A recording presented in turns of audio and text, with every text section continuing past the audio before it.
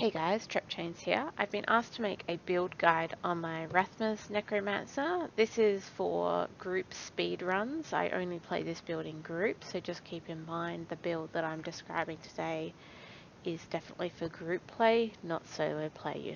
There has to be a few changes to play this solo. First up, just showing a bit of a run with this Rathma's Necromancer in a recent 102 I did with my group. A few points about gameplay.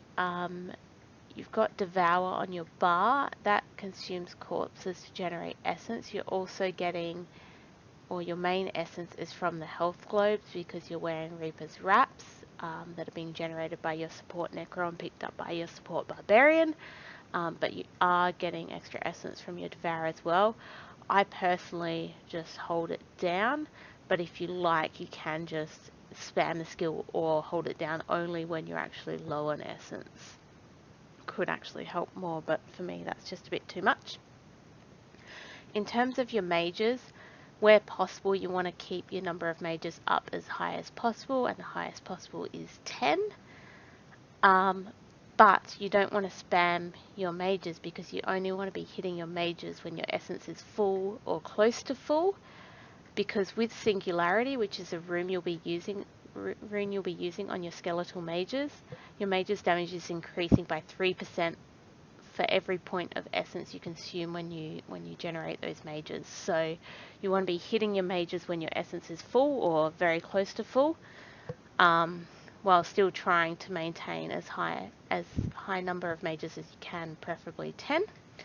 The other thing I want to point out with that is you do want to target the elites with your mages. So if you've got a yellow and there's lots of trash around, you don't just want to hit your mages with your mouse anyway. You want to get your mouse pointer onto the yellow or onto one of the blues if you're fighting blues, and then hit your mages, because that directs your mages to the elite and clears that pack a lot faster. When they're not targeted, they'll just, hit whatever. But when you target them, they definitely hit that. The other thing, you want to be regularly cursing the enemies. Each Rathma's Necromancer, there's 2 in these runs, will be running a different curse, or you need to kind of coordinate that.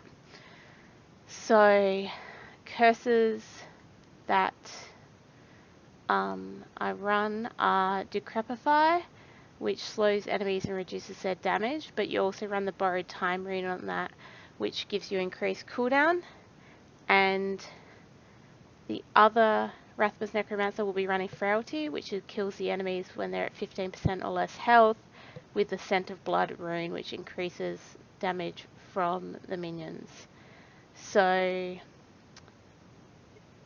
just make sure you are regularly applying your curse as you're moving.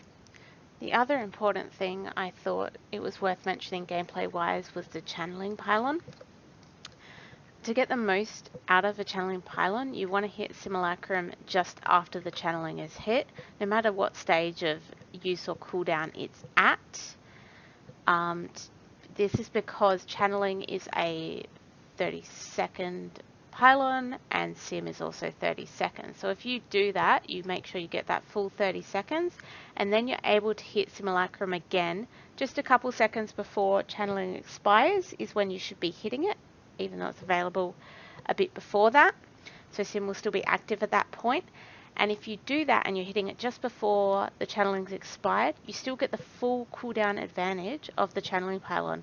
So that means you've got a full 60 seconds of Simulacrum from that channeling, and it will be completely cooled down again well before sim expires again. So once it expires again, you can then hit sim yet again to then get at least 90 seconds of Simulacrum uptime consecutively, which can be even higher if you actually had sim active or just expired beforehand. So it's worth thinking about that when the channeling pylon hits, that you want to hit it right at the start, your sim skill right at the start of the channeling, just a couple of seconds before the end, and then, once your sim has expired again. Okay, so now we're going to move on to the actual details of the build. Gear for this build. So first up, we're running a 6-piece Rathma's set. Now the 6-piece bonus is really important here.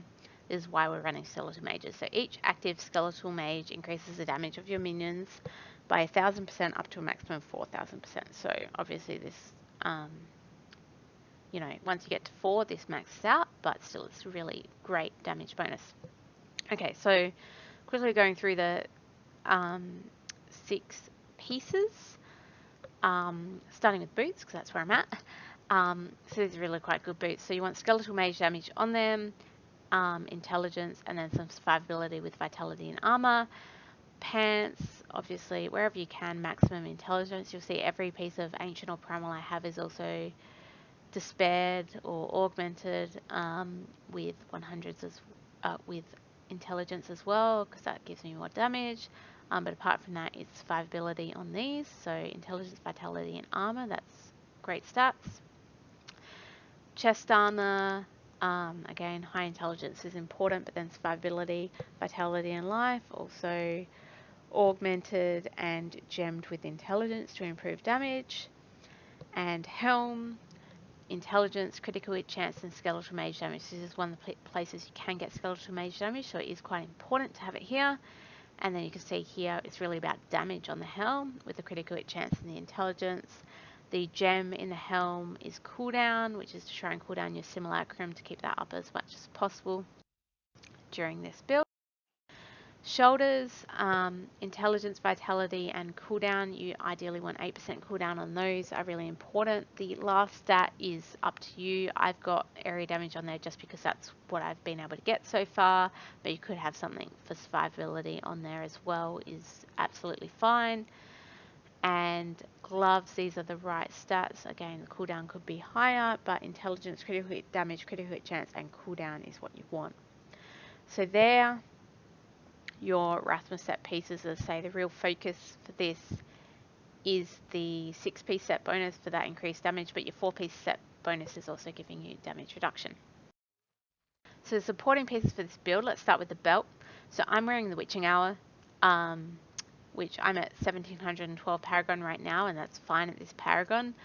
I switched over to Witching Hour at 1400 and something Paragon, so in that range of 1400 and 1500 Paragon, you should have enough survivability to be able to wear a Witching Hour, which is all about damage. So intelligence, vitality, attack speed maximum, and create damage as well as possible.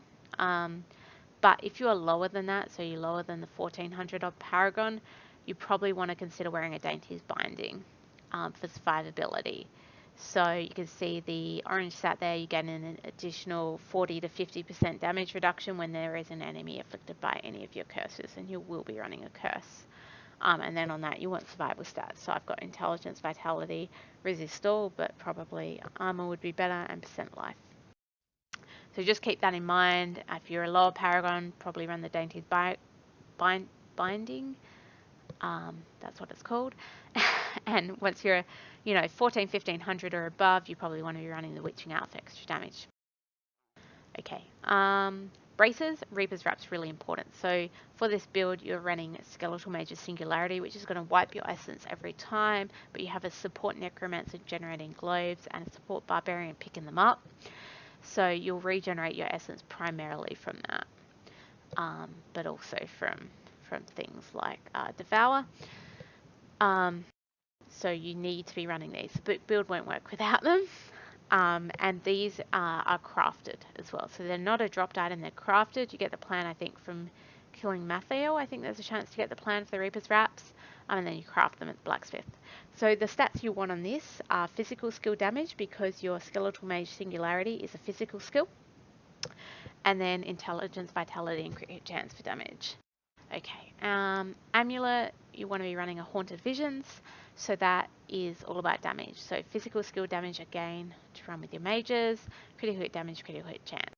Now for your rings, there's 3 possibilities. So I'm wearing the Convention and the Crispin's ring, but there's also Julian's Love. So you can pick out of those 3 which 2 you wear and which you put in the cube depending on what's best. So for me, I've got on this fantastic Convention of Elements, which has the right stats for this build, which you want cooldown, critical hit chance, critical hit damage. That's perfect for a ring for this build. And my Crispins, I don't have the cooldown on this, I have some attack speed instead. which is fine, but I've got attack speed, critical hit chance, critical hit damage. I haven't found, wrong thing, a great Julian's Love yet. So I have my Julian's Love or Circle of Nodules of Vol in the cube. So yeah, they're your 3 rings. Obviously, Convention's giving you more damage, particularly on your physical cycle. Crisbin's is giving you more damage against anything against control impairing effects, which most things are frozen when you're running through on runs from your Z Necromancer. And Julian's Love is, instead of casting 1 skeletal mage at a time, you actually get 2 skeletal mages at a time, which is really important to get your maximum skeletal mages, which cap out at 10. And they last an additional 4 seconds, so they expire, you know, a lot later. So this is, yeah, essential for the build to be able to keep your mages up and make sure you're generating those 2 mages each time you hit skeletal mage. Okay, so while I'm at the cube, the other things in the cube, Tasker and Theo's increases the attack speed of your pets by 50%. That's fantastic. Then they're doing a heap more damage. And Raylina's Shadow Hook. So every point of maximum essence increases your damage by 0.5%. So that's great. It'll work with a bunch of things to get your max essence. And when you've got Sim and you double your essence, you get even more damage again going with this. So yeah, that's all about damage. Okay, offhand. So the offhand, it doesn't matter which offhand you use. So we're not using the orange stat of any offhand for this build. So I'm wearing a Bone Ringer, but if you want, you could have a Ledger's Disdain if that's what will roll for you. What matters are the stats. You really want that maximum essence because we have things in here like your Singularity, which, you know, the more essence you have, the stronger your mages are, and your Raylina's Shadow Hook in the cube, which is going to increase your damage for max essence. So you definitely need max essence where you can get it, which is your weapon and offhand as a secondary. And then you want a high damage roll for, unfortunately for me so far, for my ancient, that's a low damage roll, but that's okay. And then you want intelligence, critical hit chance, reduce cooldown, and that again works with your sim, and increase your skeletal mage damage. So they're the stats you want. You just want them a bit higher than I've got if at all possible. And then your weapon. So for your weapon, you definitely want that max essence secondary for the reasons stated previously. You want your orange stat to be as high as possible because of you have bone armor in the build, so that will be giving your secondary skills, and skeletal mage is a secondary skill, so it's going to be buffing them. And then for your main stats, you want a high damage roll, intelligence, and cooldown, and your other stat will be either preferably plus damage roll or plus attack speed.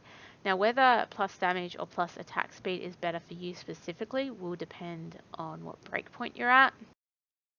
So as you can see here, I'm at 1.61 attacks per second. So there's breakpoints for this build around 1.60 and then around 2.10, I believe. So you want to be above that 1.60 breakpoint. And the breakpoints for this build are a bit different to other builds because of Tasker and Theo's increasing our attack speed of our pets, which is what's doing all the damage. So as long as you're above the 1.60, you want plus, without attack speed on your weapon, then you want plus damage on your weapon. But if you were below that 1.60 breakpoint, you would probably want attack speed to bring it above that 1.60 breakpoint.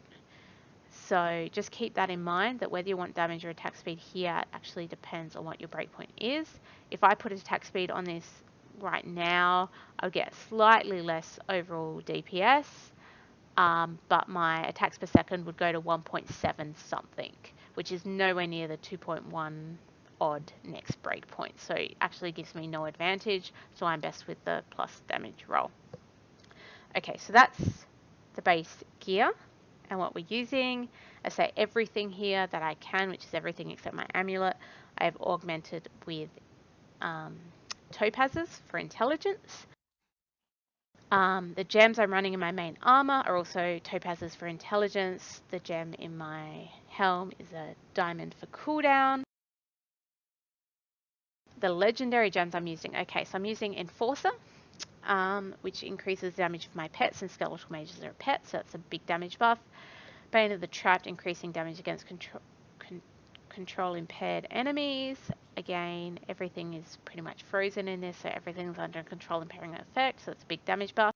And I'm running Zaystone of Vengeance. So for Zaystone of Vengeance, I want to be a little bit away from the enemies because my damage is increased with distance away from them.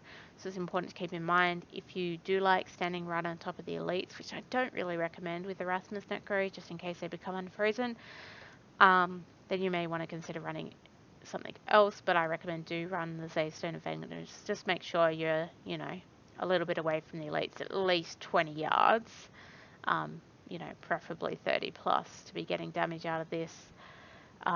50 is even better. You'll do more damage, you know, the further you are away. Okay, legendary gems, augments, gems, gear, all done. Paragon. Okay, so Paragon, I've maxed out all my stats. As soon as you're 800, these will all be maxed. Importantly, in core, you definitely need your maximum essence. As I said, that works with a bunch of things. Movement speed, this build is all about movement, so do max out your movement speed.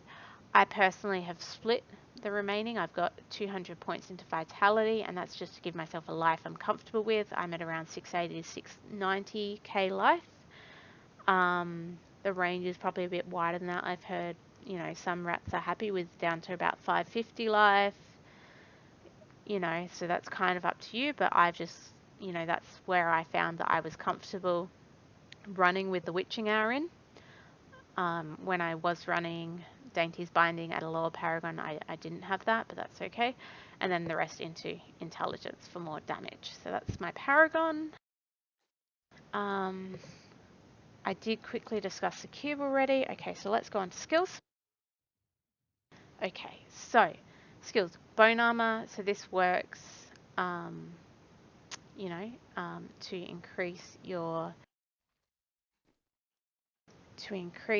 secondary skills by 400 up to 400% with your weapon.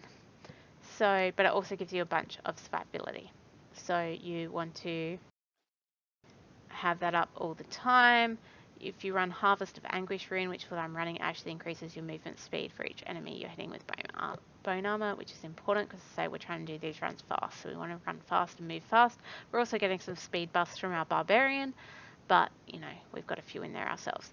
Devour Satiated, so this is, you're getting essence when you're pulling up corpses. You don't need them for anything else, so you might as well get some essence to help fill up that essence globe.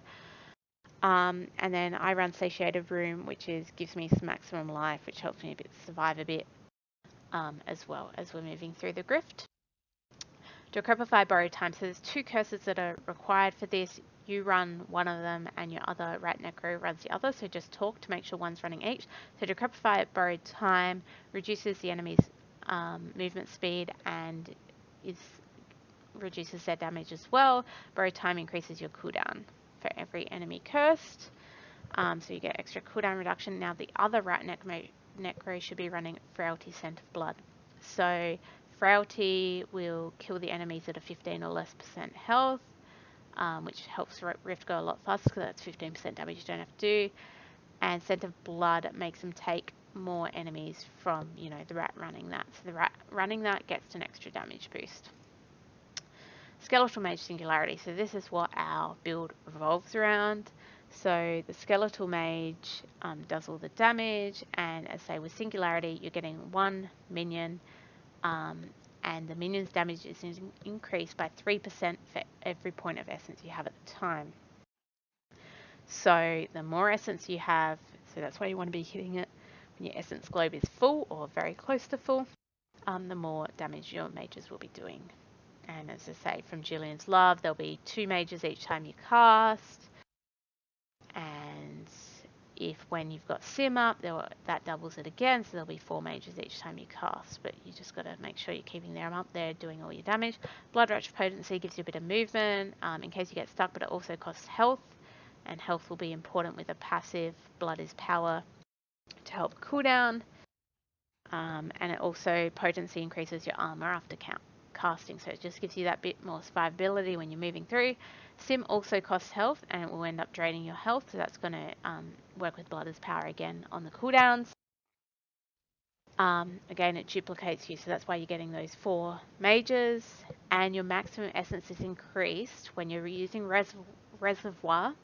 Your maximum essence is increased 100%, so that doubles it. So right now my base is, say, 329, and if I hit sim, I'm at 658. So you can see my mages are going to be so much more powerful if I'm casting them at full essence while sim is active, and I get 4 of them. So that's great. We want sim up. That's why we want sim up as much as possible. That's massive damage increase.